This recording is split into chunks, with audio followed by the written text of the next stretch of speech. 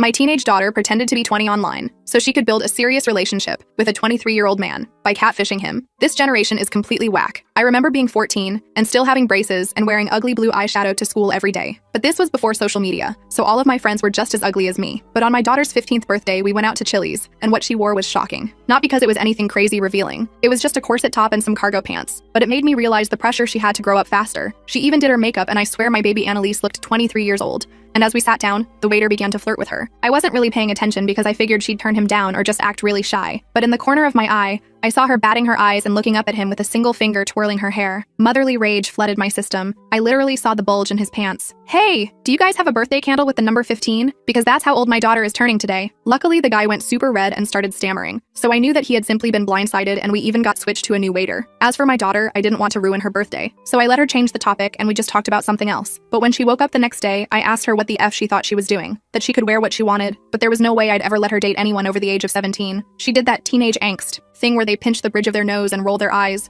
like it was the most original move in the book. So I grabbed her phone and unlocked it with her facial recognition. This time, something in her eyes changed. She begged me not to go through it. It was a good effort, but not good enough. Honey, I love you. And if you were a mother, you'd do the same thing. I then walked into my room and locked the door. There wasn't anything too bad. I did find what people call thirst traps on her TikTok, but her account was private and her following was mostly girls. The worrying part was her Instagram. There were bikini pictures plastered everywhere, with extremely sexual songs and angles. The most disturbing part was they were all taken on vacations that I took her on. Except I, obviously, hadn't taken any of the photos. In her texts were a bunch of guys from her high school that she was very obviously leading on, but amongst them all, one stood out. She had no mutuals with him, and in his bio was the name of a nearby university. My heart dropped. They had met a few months back, when she was 14, after she had met him in a cafe, and they texted for months before it suddenly stopped a few weeks ago. Well, first I needed to make sure that my suspicions were correct. I handed her back the phone and pretended like I was too old to have been able to find anything. I literally saw her smirk, and she even apologized for flirting with the guy yesterday. That night, I went to the guy's college. It was a pretty small campus, and it was a Saturday, so I figured that he couldn't be far. That's when I saw him, outside a frat house with Greek letters, completely topless, DJing with a bottle of beer in his hand. I walked up the stairs and tapped him on the shoulder.